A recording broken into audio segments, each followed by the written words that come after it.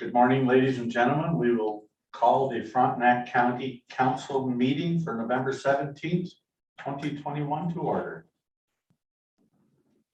Moved by Councillor Higgins, seconded by Deputy Warden Doyle. Resolved that council resolve itself into committee of the whole closed session as authorized under section 239 of the Municipal Act to consider adoption of closed minutes of meeting held October 20th, 2021.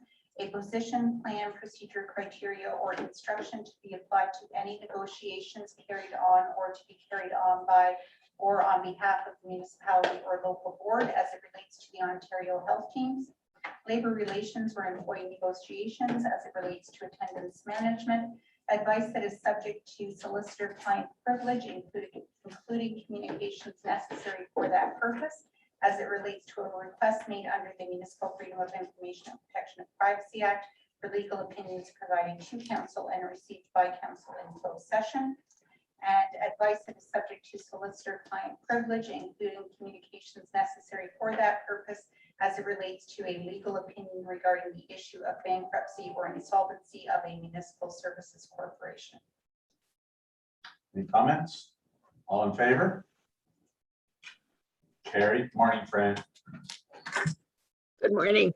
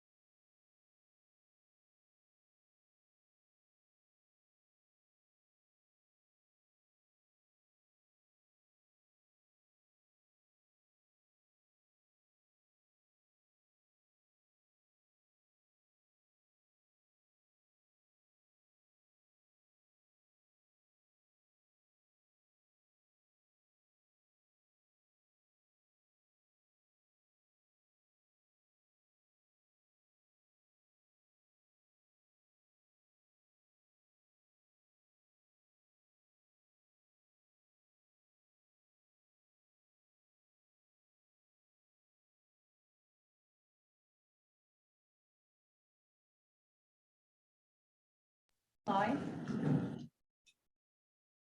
Okay, we will call the meeting back to order.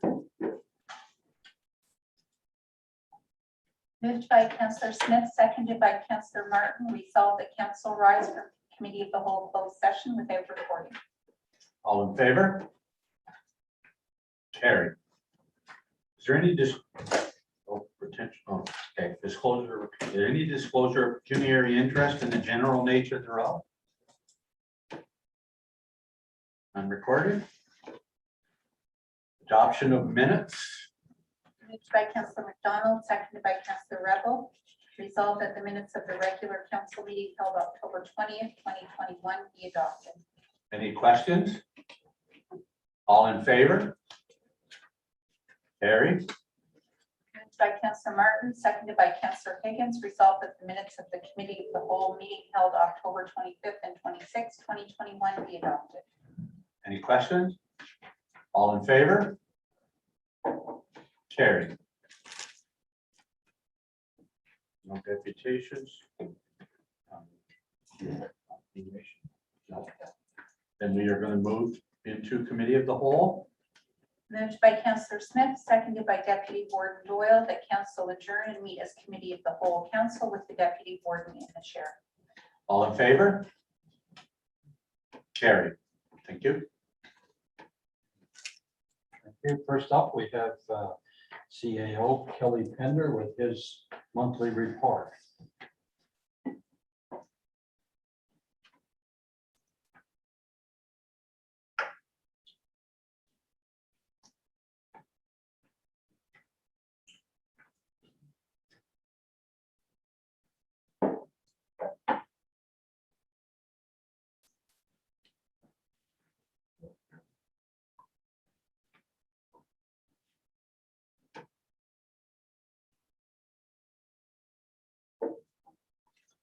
Do we have Fran on? Yes. Yes.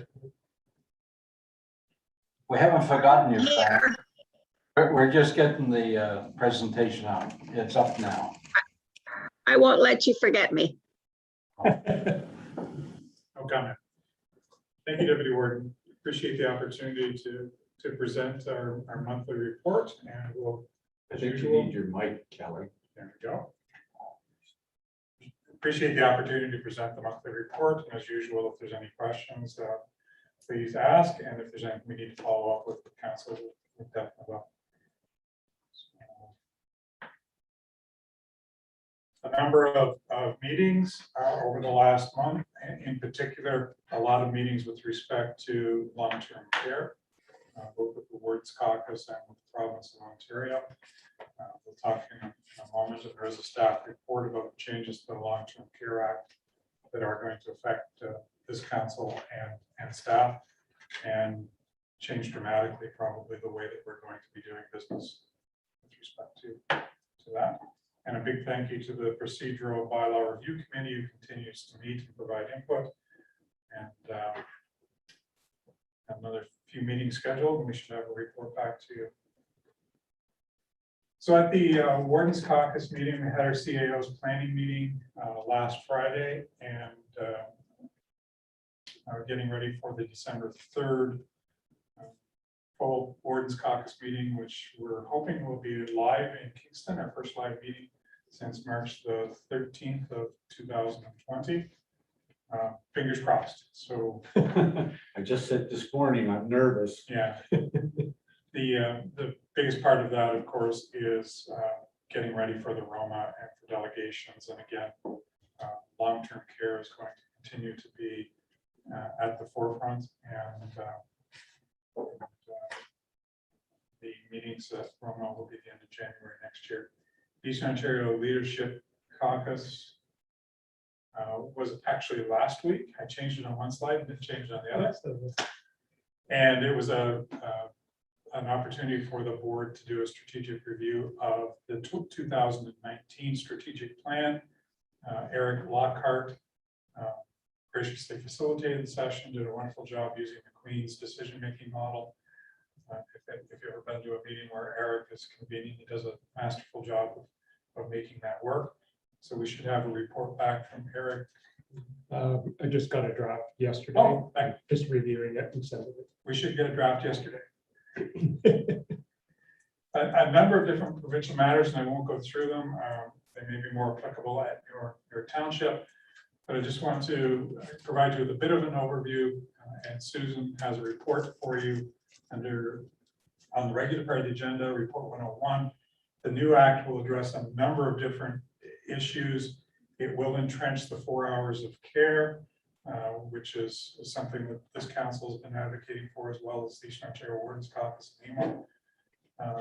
But it also puts the onus back on council and staff to comply. So we are going to be very explicit in our requests of council and explaining that how the legislation works. But we are all going to be subject to the potential administrative monetary policy fines if we do not comply with the act. So there was a circulation of a meeting with where they're going to be explaining the act. I believe Oh, yes, the governance, the government. governance, November 24th, 30th, and December 2nd, I believe. It is. Yes, an email was sent out. I urge you to sign up because it is going to change the way that this council operates. Yes, Kelly, somewhere in the information for today's meeting, it mentioned that there could be imprisonment if you don't follow the rules. Are they talking about imprisoning people like Susan or people like us? Well, I think it's Or both? I think it's the collective we. It's a. Oh. But we will visit. Yeah, but you'll be there. You'll be able to visit for the next. Yeah, I think that's the big change. The difficulty is, and we had this discussion at our Eastern Ontario Wardens Caucus CEO meeting last week. There aren't the staff available. If you go on the County of Frontenac website this morning, there's 32 vacancies at Fairmount, 32 vacancies in a home of 200 employees. In the meantime, they're building a new facility across from John M. Parrott Center in Napanee, a new one behind Best Buy in Gulftown. I don't know how I knew the exact location. And a new one at Heathfield on Princess Street, and another one in Athens, all under construction. I don't know how or where these staff are going to come from. Yeah, yes. And there's only so much robbing they can do, Oh, yeah. right? I mean, if the staff aren't there, sure, they can take your odd staff member, but there's only so much robbing they can do in this system. I mean, one of the advantages of a unionized situation is that if you go from Frontenac County in the union to someplace else in the union, you might go from the top to the bottom, which affects your vacation, which affects a lot of your ability to bid. So it's harder for full-time staff to justify going. Having said that, a lot of the home care providers are hiring as well. So you can work 24/7, 365 in a long-term care home facility, or you can be doing 9 to 5 doing house visits. So that's a large part of the push and pull too. So it's difficult. I've just got one, I'll get to you, Bill. I was going to mention that a lot of industries are offering signing bonuses. Has that been discussed amongst other municipalities? Because if somebody gets into it, we all have to get into it. Yeah, we do. What's our current? It's not a huge amount. We haven't been doing signing bonuses. We Okay. discussed it. Referral. We do the referral, and I can't think of off the top of my head which municipality is doing a signing bonus, but they didn't really think it's helping them much. Lennox and Ag. Lennox and Abington.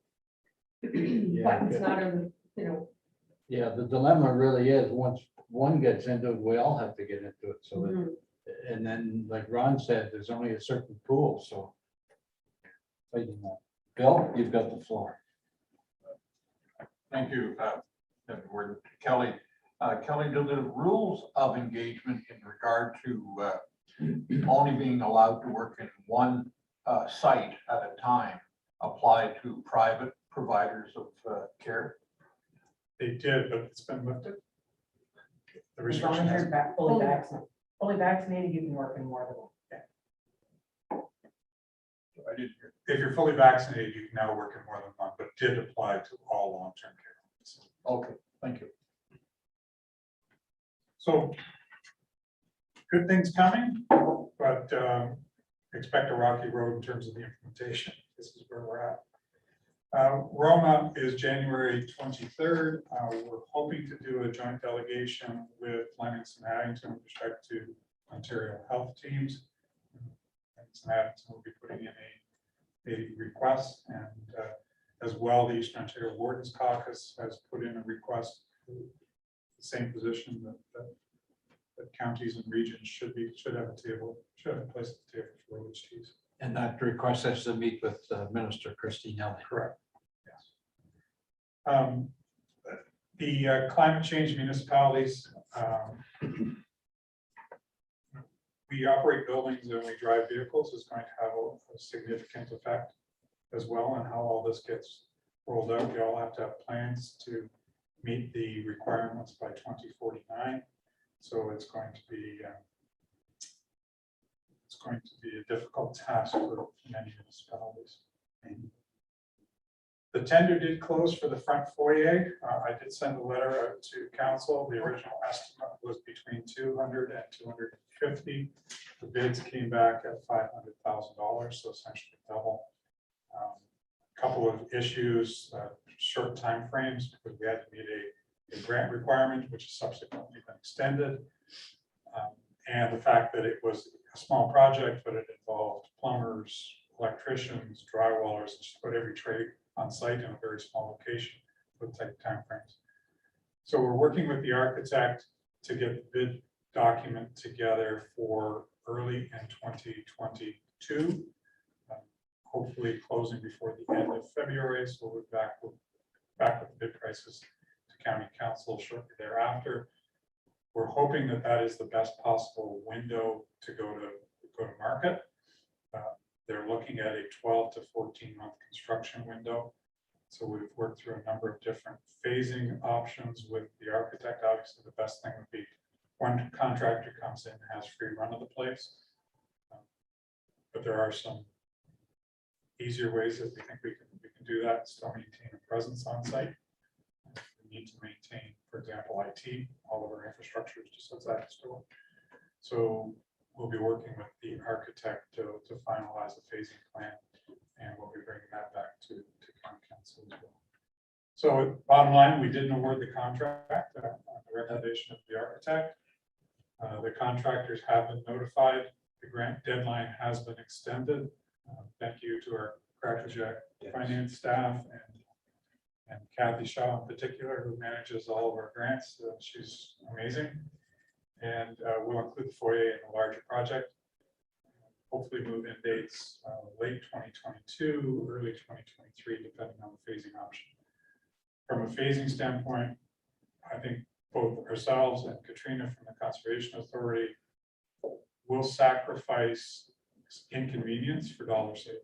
So each month that the contractor is on site is mobilizing costs us money. So if there is a quicker option, that's the one that we'll be recommending to county council.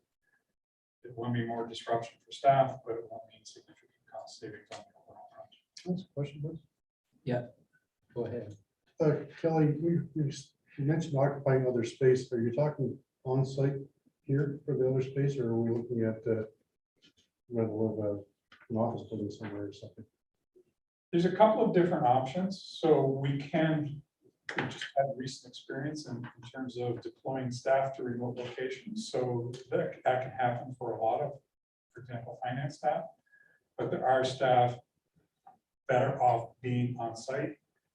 HR has significant amount of work to do over there. We've got community paramedicines working out of this site. So it's probably going to be a combination of remote work and alternate locations, which could be something as simple as an ADCO construction trailer or rental space someplace else. Okay.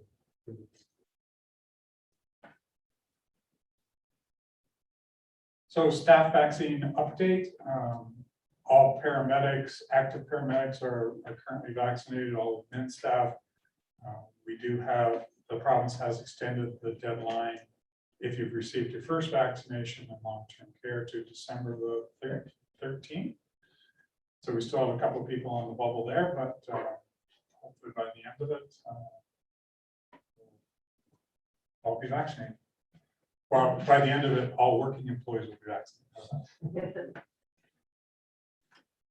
A little bit of update in terms of our social media. It was a little bit down in terms of our total engagements in September, but we continue to reach a broad audience. And thank you to our communications staff, Matt and Allison when she was here. So making some progress. Our most liked or observed couple of paramedic issues. Planning applications, you'll be happy to know that as of the end of October, we were at 154% of last year, which was a record year over the year before, which was a record year over the year before that. So continues to be strong planning applications. We will be presenting to Frontenac Islands the secondary plan in December. And of course, that will have implications for development on Frontenac Islands as well, but certainly in North and Central continues to be strong activity and very long meetings for your planning committees and your committees of adjustment. Yeah. A big thank you to your local staff who work to support that. Yes. Yes, go ahead, Ron. Has I'll just say the name because it's easier, the Allison position, has it been filled? We've made an offer. Okay, so we're close. Yeah. Thank you. Hope to make an announcement soon. So KMP Trail, we did receive the grant for the Verona Trailhead, so that tender was let with Crane is going to be doing, so it was a successful bidder and we'll be doing some work at the Verona Trailhead. I don't believe we're going to get to paving this year, but the grading will be done.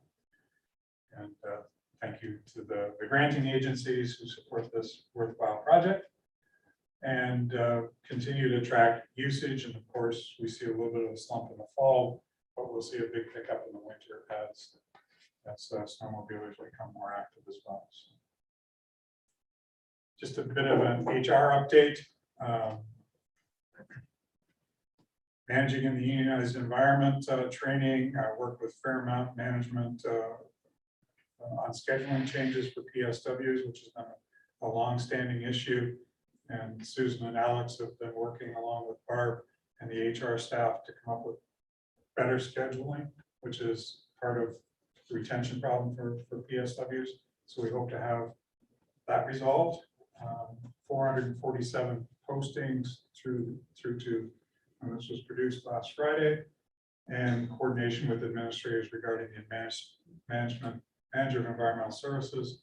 As we said last week, Bob Pritchett, who was our manager of environmental services, who replaced Tom Mercer, took a job at St. Lawrence College. So I believe Sodexo has made an offer to an employee and he has accepted. Starting next Wednesday. And Barb and her staff have completed a retirement overview and they provided a very detailed presentation to the senior leadership. And I'll go over some of the highlights. And just about every category, we're getting older and getting closer to retirement. So she has categorized, she and her team have categorized it by how many will be over the age of 65, how many will be eligible for early retirement, total staff eligible, and then broken down by paramedics, Fairmount nursing, Fairmount PSWs, and administration. So each one of those categories and have been broken down. We know exactly where we stand with each category. And Kelly, I was wondering why 22 and 24 and 25 weren't on that chart. Are they summarized into 2023 and 2026? No, we could have put them up there. We have those stats. We just summarized it, okay, in the Right. next 21 to 23, that's what we're looking at, and 26. But we do- Okay, so that 23 includes 22 and 23. Yeah, it would accumulate if nobody retired, right? Okay. Bill first, I guess. Yes, Bill, go ahead. Just a quick question. Is there a mandatory retirement age where someone perhaps PSWs can't handle a physical No. at all?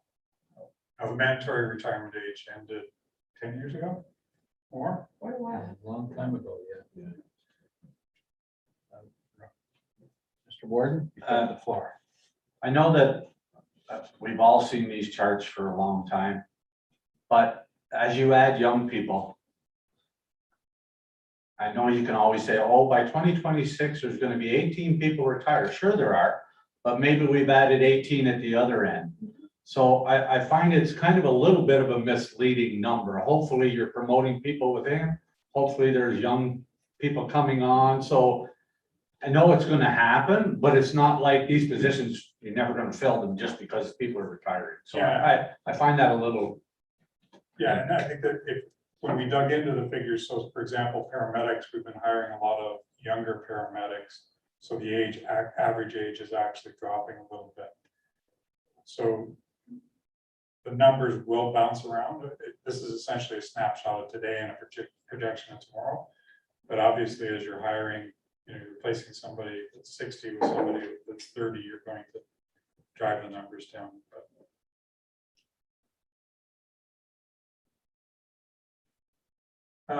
And a number of individuals that can retire based on unreduced pension. So basically, in our administration, we have a number of people that can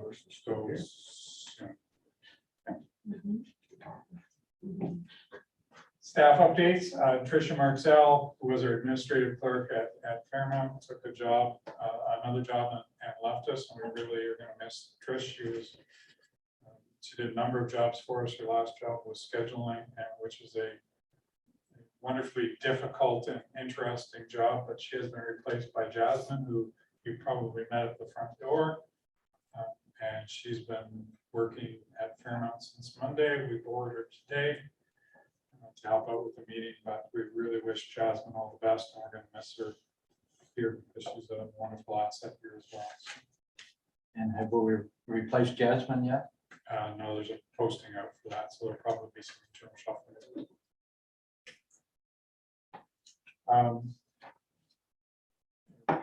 So just want to also acknowledge that today is Warden Vanderwall's last meeting, full meeting as the warden. And thank you, Ron, for all your help and guidance and leadership over the past year. It has been a horribly strange and weird and wonderful year, but you've always been there when I called to complain or to Vice versa too. or vice versa. You've been a wonderful sounding board, and I really appreciate all that you've done over the last year. And look forward to working with you in the future. I will say that the way these years have went, though, it doesn't feel, unfortunately, as eventful as you used to contribute. It's very difficult right in this environment. Yeah. And I think, as much as I hope the meeting on December the 3rd with the Warden's Caucus will happen, I appreciate that it might, but the thing that you miss in this virtual world is the 15 minutes beforehand, the talk over lunch, and the 20 minutes as everybody leaves, where you really get to know each other. Yeah, it doesn't seem to happen in virtual worlds. And Ron, thanks very much on behalf of council for a job well done. It was a tough year. John? I'd like to go back to, was it the paramedics vaccination? You said all active paramedics are vaccinated. Have we got any paramedics that aren't vaccinated? And has it affected level of service at all? If you're working, you have to have provided your vaccination. So we've got some people on sick leave who have. We actually have one active paramedic who is not vaccinated. Sorry, Kevin. We actually have one active paramedic who is not vaccinated, but they are tested, quick testing every 3 times a week. And so it hasn't impacted our ability to have them on the road at this point. Yeah, and I guess the main gist of my question, that there's no service delivery impact because of that. Okay, thank you. Any more questions for Kelly before we ask Alex to take the mic? No, haven't seen none. I guess thank you very much, sir. Excellent report. I think you're going to give us a briefing on budget update and some reductions, I presume. Yes. Wishful thinking. Don't want to believe here, but Fran, I think you're still there. You'll speak up if you have any questions that I can't see on the screen. I certainly will, Dennis. I'm here. I see you now. I'd be surprised if Frank didn't speak up. Yeah. Did you pick that up, Fran? No, I didn't hear that. What was it?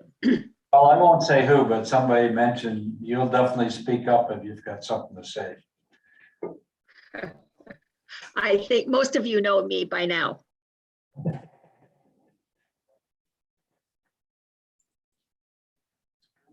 well, thank you, Deputy Warden, and good morning, council. I just wanted to provide council with a brief update here on some of the changes we're working on in the 2022 budget. There'll be no resolution coming out of this, but this is what we're looking to present in December in the amendment report, and then hopefully get the budget passed by law later that meeting.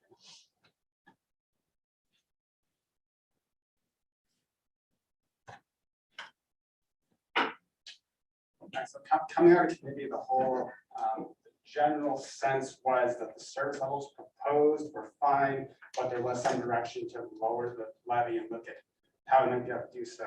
So we'll go over suggestions about that, attributable to stabilization reserve. And another additional change I'd like to highlight. So there's been the changes in funding long-term care. The city of Kingston is bringing forward their numbers to their council, and we've updated our numbers as a result, and as well other changes in estimates, which included our investment outlook.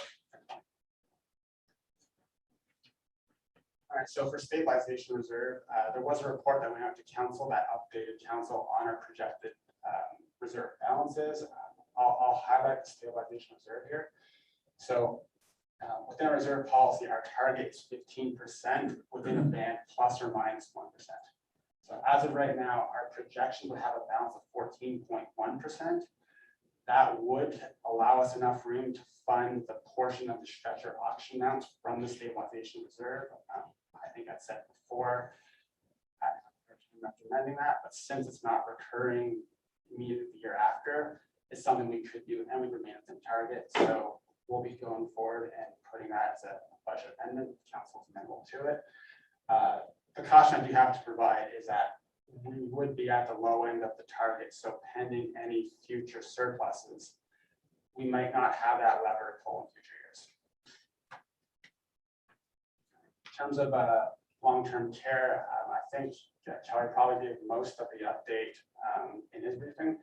But just to summarize, we'll receive an additional $922,000 for RN, RPN, and PSW, so basically on indirect care.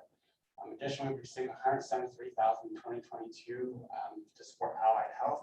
That would be people who would assist with residents but aren't nursing, and as well an additional $17,000 to support professional growth, IA training.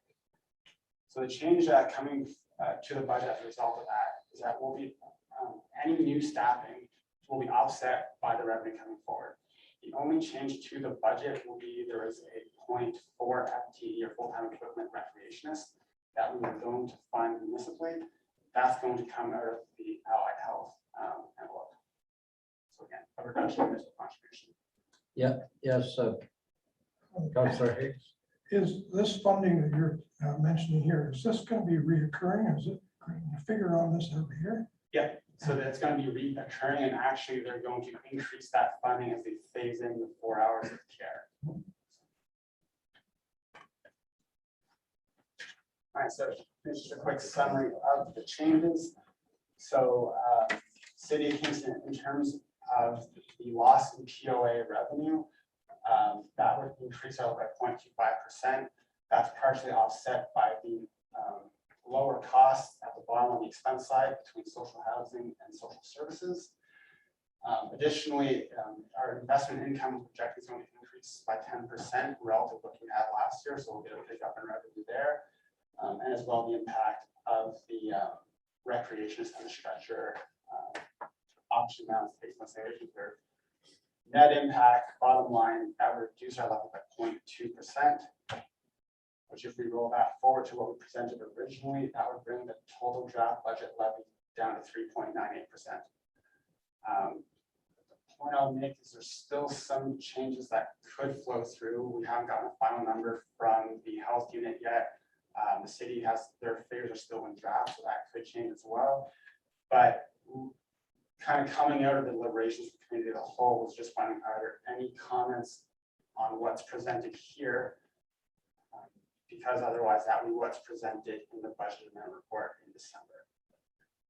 Alex, just a question, what percentage did you put in this for the health unit? What's your assumption? 2%.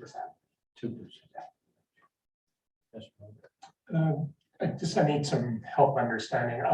So the government's going to help fund 4 hours of care over, how long did you say, 3 to 4 years? The final increase is 24-25.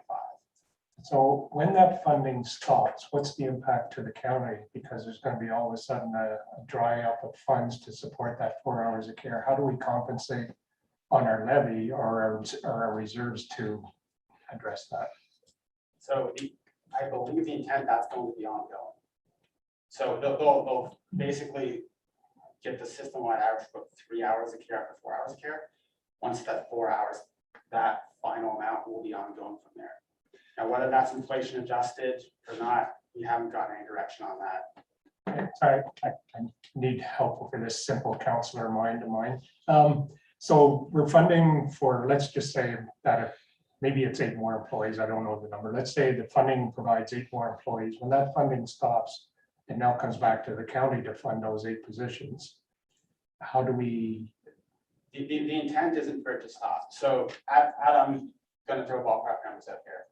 Say we're getting 900,000 the first year, 1.5 million the next year, 2.2 million the year after that. That's kind of what we've been given as the roadmap. Beyond that, the 2.2 keeps going. So it won't drop off. They're not just going to fund you to increase your staffing, but then drop it off next year that you then have to pay the 2.2 and long-term care or anything else. Everything I've heard is the intent that that's on the go forward. I agree. Everything I have seen is the same intent. The funding will continue. It's just gradually increasing to the 4 hours of care. Once we achieve that 4 hours of care, then it stays stable. So they're not going to drop the funding off. They'll continue to fund the 4 hours. Thank you. And that's just like now, there's a formula that pays for, right? And so those, once those people are on, it would be included in that formula. I understand now. Thanks. Thank you. I guess we hope future governments keep this policy in place. It's always a risk. Yep. Is that it? Yeah, yes, any other questions or comments? Very good. Any more questions for Alex? So Alex, Okay, I'll get mine. Alex, so you're asking us for a question because this is what you would want to present as a final, correct? I have a concern with the stabilization budget being low, maybe other reserves as well. And I'm just asking council, should we address this before we get a final number to council? Should we do something to boost up our reserves going forward as part of this budget? Because we have some room, I think, to do that. But not keep it below 4% if we do that. I think at the last meeting, we kind of were hoping we could keep it below 4, and we got below by 0.02%. Looks like we have a little bit of room to. Well, a little bit, but how much is 0.02%? Probably just over $2,000. So what's your concern, Alex? You've already said it, it's a risk. Probably, I don't know what the risk is going forward. I can see a lot of additional costs coming. Could be over budget on the building based on material supply chain, all that other stuff. I think we're at risk with our reserves. So I'm kind of concerned about that, but I'll defer to you as our financial management. So more so than the stabilization reserve, I think the capital reserves are probably in worse shape now. Within that, we have a plan to increase our general capital reserve, year 8 of 10, I highlighted. Based on a couple of changes in estimates and construction costs going up, the 10-year phasing will probably have to stretch out a few more years to get to the target we're originally going for, but at least there's a plan in place there. So I don't think we need any imminent change there. The other one I would add, and I don't think anything has to be done this year, is the paramedic vehicle reserve. Just based on the cost of those vehicles increasing about 6.5% a year, or the contribution increase 2% a year. At a certain point, we're going to have to bump that one up, but I don't think it needs to be done this year. This is really a small portion of the overall reserve, what, around 500,000, whereas we got a total of something like 16 million or something when you count all the others. So, and I think we're in the budget, we still have that 0.65% addition for the paramedics that we talked about. Yes, that would be to phase in the operations of the new crew and new base for 2023. Mr. Warden, you had a question or comment? When we add, well, simple things like the oxygen or the stretchers or those things, does part of that cost get put to our other partners, the city, or that's included, right? Yeah, so part of that cost would be, since it's an operating cost, will be cost shared with the city. The proposal here is just to take our portions from the fund or the levy, instead of putting on levy, taking that out of levy stabilization. Thank you. If there's no more questions, thanks very much, Alex. And I guess we'll move on to recommended reports from the Chief Administrative Officer. And the first one's a bylaw. Moved by Councillor Haig, seconded by Councillor McDonald, be it resolved that the Council of the County of Frontenac accept the corporate services bylaw to declare land surplus for the purpose of correcting a previous land purchase registration error report. And further, that in accordance with bylaw 17-1995, the Council of the County of Frontenac pass a bylaw later in the meeting to declare lands legally described as Bedford Concession 2, Part Lot 30, save and except for Bedford Concession 2, Part Lot 30, Registered Plan 13R19158, Part 4, surplus for the purpose of correcting a previous land purchase registration error. And further, that the clerk be directed to give public notice of council's intention in accordance with bylaw number 17-1995. Any questions on that? Yes, Bill, and then Bruce. Through you, Mr. Deputy Warden, has there been any request for a refund of taxes that were prepaid on this property? Does anybody know? The good news is that Mrs. DeRoche has been paying the property taxes. So MPAC has her as the property owner, but Land Registry Office has us as the owner. So no taxes owing, but she can't transfer the property without this happening. Yes, Bruce, go ahead. Are we giving this property back? Like, it really wasn't ours in the beginning. Correct. So we bought a sliver of a corner for the trail. And when the lawyers did the transfer back in the 80s, they transferred the entire parcel. Yeah. So we're just giving back the farm that we never bought. To the people that owned it. Correct. You bought that. Amazing, it went on for about 20 years before it came up. Well, thank goodness we're getting it resolved. Any more questions? Yes. So there's no lost money or there's no transfer of money. There's no just straightening out. Perfect. Yeah. Well, good. If there's no more questions, I'll call the vote. All in favor? Carried. Next one on Fairmount. Moved by Councillor Martin, seconded by Warden Vanderwall, be it resolved that the Council of the County of Frontenac receive the Fairmount Home Bill 37 Providing More Care, Protecting Seniors, and Building More Beds Act 2021, Schedule 1, Fixing Long-Term Care Act 2021 report. Short and sweet. Do we have any questions or comments on that? I'll pull the vote. All in favor? Oh, friend's hands up. I see her. Okay, next one is turn the page.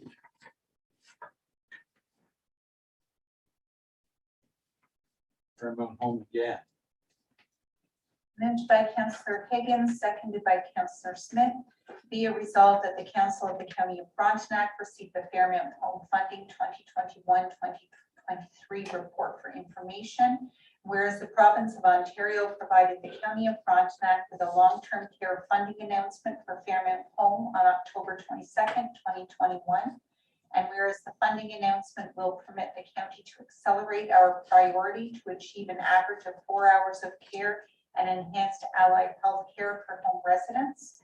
And whereas funding commenced on November 1, 2021, and whereas this funding announcement will provide sufficient funding to increase both direct care and allied staff without the necessity to increase the municipal tax levy.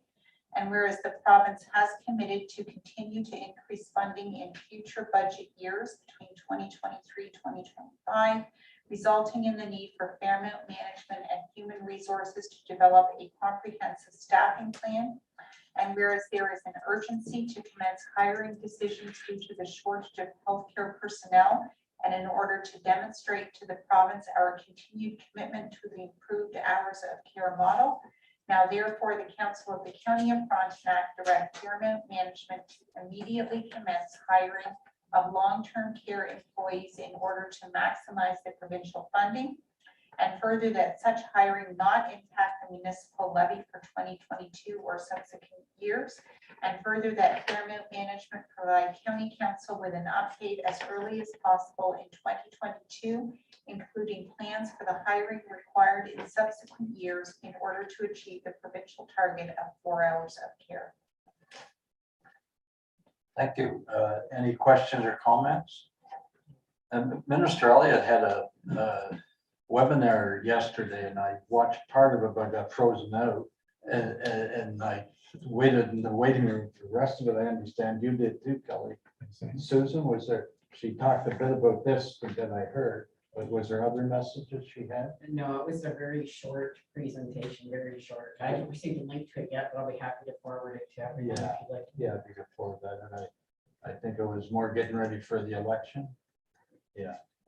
I don't think she spoke for 10 minutes. I don't know if you got froze out or not. Somebody else was doing all the talking first, leading up to it. That's She right. got on, spoke about 10 minutes, didn't really say. And then that was over, and then they did a pre-recorded speech by Premier Ford, and that was it. I think the whole thing was 15 minutes after, so it didn't amount to much. Oh, that's why after 12:30, I got put in the waiting room and nobody was opening it up. Okay. Yes, I was Rob. on it as well. What's that, Fran? I was on it, on the call as well, and the same as Ron. There wasn't a lot of meat to the discussion.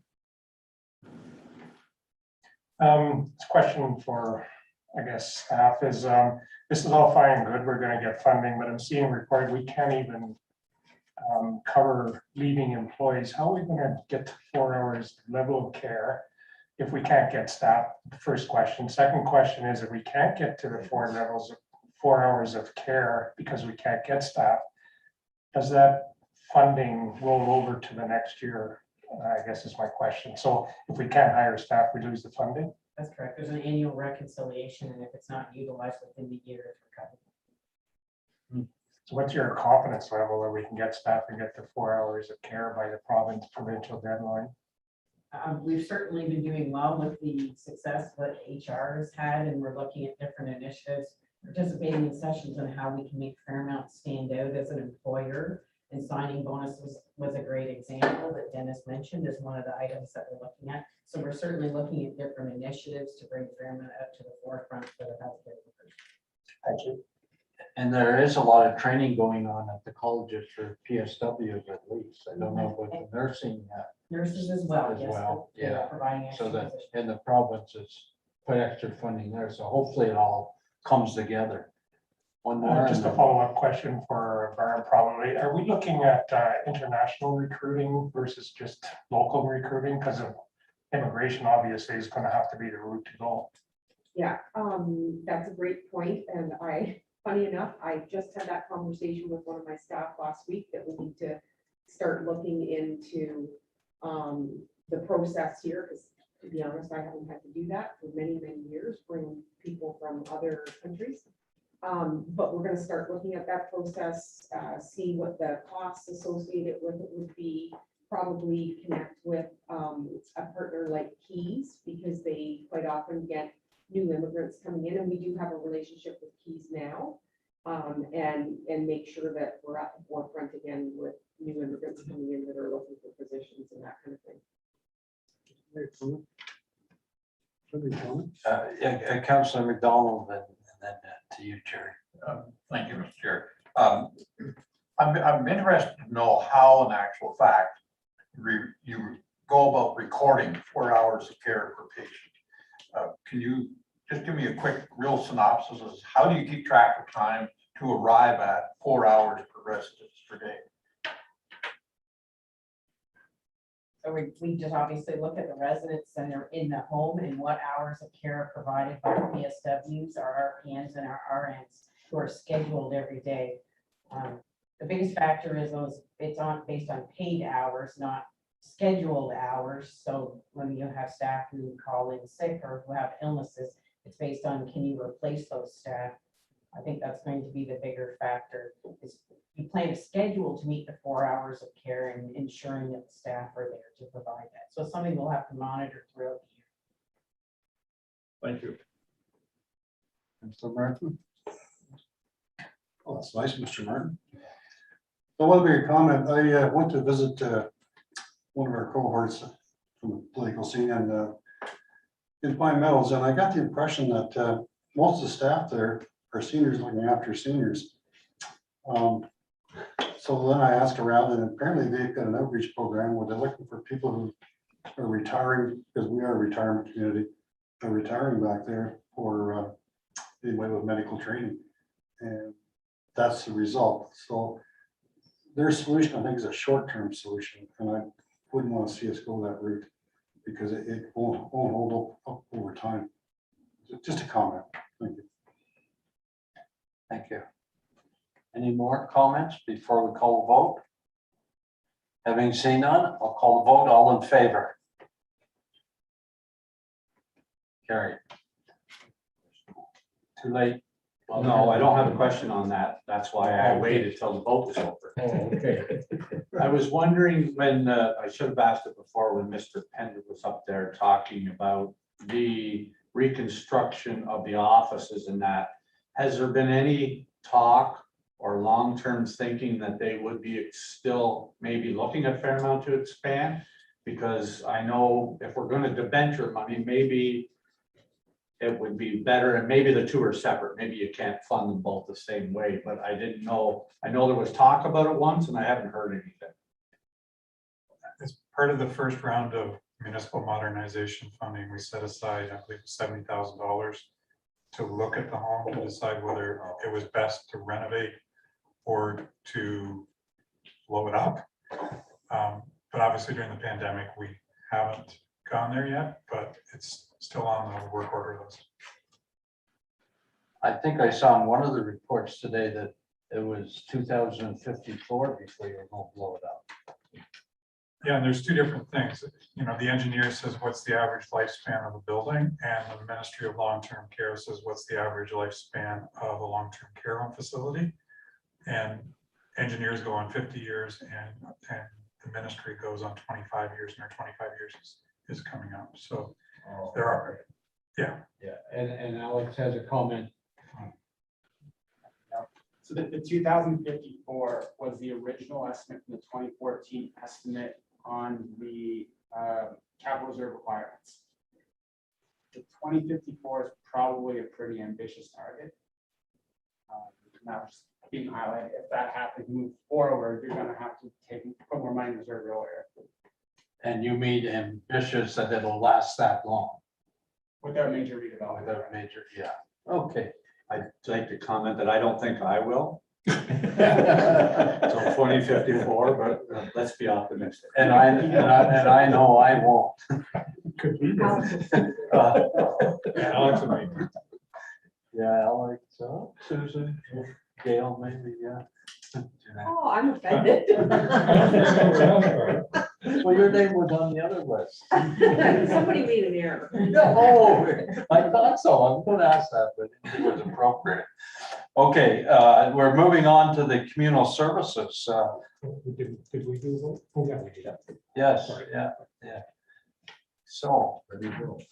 Moved by Councillor Haig, seconded by Councillor McDonald, be it resolved that the Council of the County of Frontenac received the report, Communal Services Draft Business Case Review of Comments for Information, and further that the County of Frontenac approve the minor technical amendments to the Municipal Service Corporation Draft Business Case Study based upon the input received from the Township of South Frontenac, and further that the revised draft and question responses provided in the report be provided to the townships of South Frontenac, Frontenac Islands, Central Frontenac, and North Frontenac, and further that the revised business case study be posted on the Engage Frontenac website early in 2022 for a period of 30 days. Any questions? Yes, Councillor Ravel. Thank you, Deputy Warden. So I'm struggling a bit with this communal servicing material. The concept of communal servicing I'm quite happy with, comfortable with. But I know, I was expecting a different approach in the business case study. And one of the things I noted actually in the report that's been provided to us under comments, it refers to the business case study as primarily a governance policy document as opposed to what I consider a business case, of the financing part of it that to me would make the whole matter all fit together. And I find that's missing from what my understanding of where we're heading in this communal servicing plan. Particularly one of the things is the user rates that are proposed to be charged. And I find that's one of the things that is certainly one of the major questions I have. And I'm planning to raise some additional questions at our council as well. Be happy for any comment. So the business case study is different from a business plan. So the two reports outline the costs and the estimates. The business case study is a requirement under the Municipal Act and the regulation. And it requires you to essentially address the governance component. So most of the details regarding operations are in report 1 and report 2, which are referenced in the plan. But for the purposes of the province of Ontario, we've addressed the concerns from the regulation. Thanks.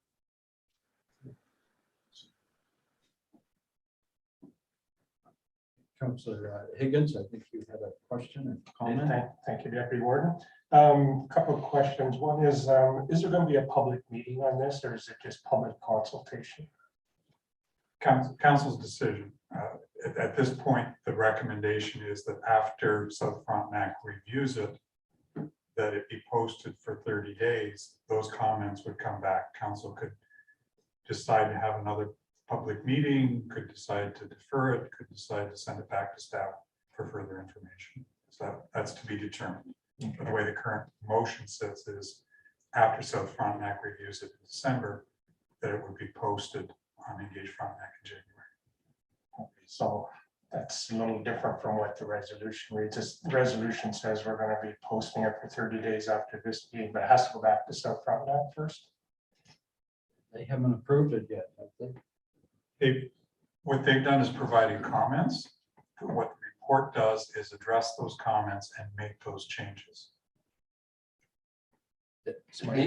My question is, does it have to go back to South Frontenac before we can pass it here by this council before it goes to consultation?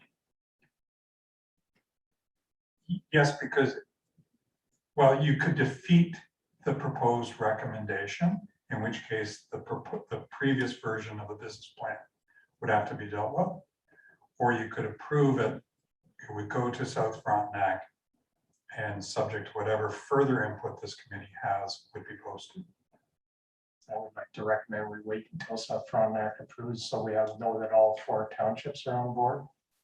But you have to pass a motion today to amend the business case study per their comments. I understand that, but it also says that we'll be posting it, early 2022, so we don't pick a date. I'm sorry, I apologize. I thought we were posting it 30 days after today's meeting. No, it's after South Frontenac. The other question is, some are aware we're having an issue with a resident in North Frontenac not being able to access the pertinent information. So you mentioned, Kelly, there's report 1, report 2. We also have the business case study that is quite evident on the website, but can we have a clear link to the reports 1 and 2 as well for the public? Early on, yeah, no problem. But early on in the report, there is a table of contents for each of those reports and a link to where they are on the website. So if you want to I could just copy and paste those for you and you can forward them to her. No, if they're in there, that's fine. So there's 2 parts. There's the WSP report number 1, WSP report number 2, and the business case study is the requirement under the municipal law. We've already received and approved the 2 reports. This is just the business case study. So the difference between the operations and the governance. The operations is contained in the WSP reports. The governance per the act is contained here, similar to the Eastern Ontario Leadership Caucus from the council. Okay. My last comment is I think we should have a public meeting because I'm finding some residents, even though they're reading materials, still don't understand it. So just getting comments could be counterproductive. We could get some comments that just because people don't understand the program. So I'd like to suggest we have a public meeting to explain the program and get input that way versus getting consultation from a website. Don't know what council's feeling is on that. I'm generally in agreement with that, and probably after South Frontenac approve it, we can talk at the December meeting on scheduling a public meeting. Does that sound good? Alan? Thank you, Deputy Warden. I would certainly support having a public meeting. I think there's a lot of material here that needs to be open for the public to consider. Yeah, and explain it. Okay, any more comments or questions? I'll call the vote then. All in favor? Opposed? 2 opposed, so passes. Before we go, I never heard from the opposed views very much. Could I get an explanation of the opposition of this resolution? Is that permitted, Madam Clerk? Technically, no. The motion's been carried, Technically no, but we're in a committee of whole, so Waive the procedural bylaw to let him speak. can we waive that procedure? It's okay. Okay. We'll get their explanation at lunch or before we feed them. Okay, can we move on to the information reports? Is there any questions on those information reports? For the few of them? I get, see any? Oh, yeah, we do have one, yes. Just one, I guess it's a comment more than a question. In reserves, I understand that we have, it's 4% of operating costs, is that correct? Is that what the reserve, what's the cap on reserves, I guess is my question. Which zero reserve in particular? So just to give you a little background on this, so what my comment is, I'm seeing the reserves and I'm seeing what the balance is in reserves, but just wanted to know if we in future we could have maybe a line that says what the maximum of what our target is for the reserves. Certainly, so I think the one in particular looking at the stabilization reserve, which has a target based on the operating level. The other targets are more so based on projected cash flows. So you might be fine for 5 years, but maybe 30 years down the road, you've got an issue, at which point we'll adjust those, but you maybe don't have to do it this year. So is it? Yeah, that explains it. I just wondering, and when the charts that you present, whether we can have what our expected target is, so we know where we are balanced to that target when it's being presented. That's all. Okay, thank you. Okay, any more before we move on to reports from liaison committee? Councillor Martin had one, and today Councillor McDonald passed one out at the table. Is there any questions on those? Okay. External boards, none. Reports, none from advisory committee. So I guess we're down to pass them back over to Mr. Ward. Moved by Councillor Rebel, seconded by Councillor Martin, that council revert from committee of the whole council to council. Oh, that's me.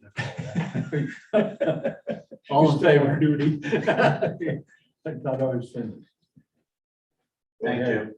you. Adoption of the report of the committee of the whole meeting.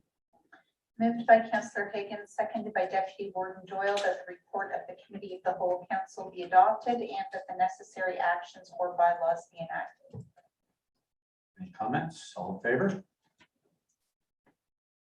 Carried. No notices, any notices, motion? Communications, any questions? Only one I have is it maybe, or just a comment from our CAO. Last night at our council meeting, we felt the need to support a independent review for OMERS. Somebody voted against it, but do you have a comment on it or you don't want to comment? As a subscriber, no comment. Okay, thank you. Never mind then. Don't want any conflict of interest. Other business, Finish that up, right? public question period.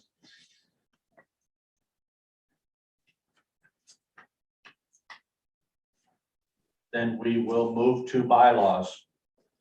Moved by Councillor Smith, seconded by Councillor Higgs, resolved that leave be given to the mover to introduce bylaws A and B that have been circulated to all members of county council, and that bylaws A and B be read a first and second time.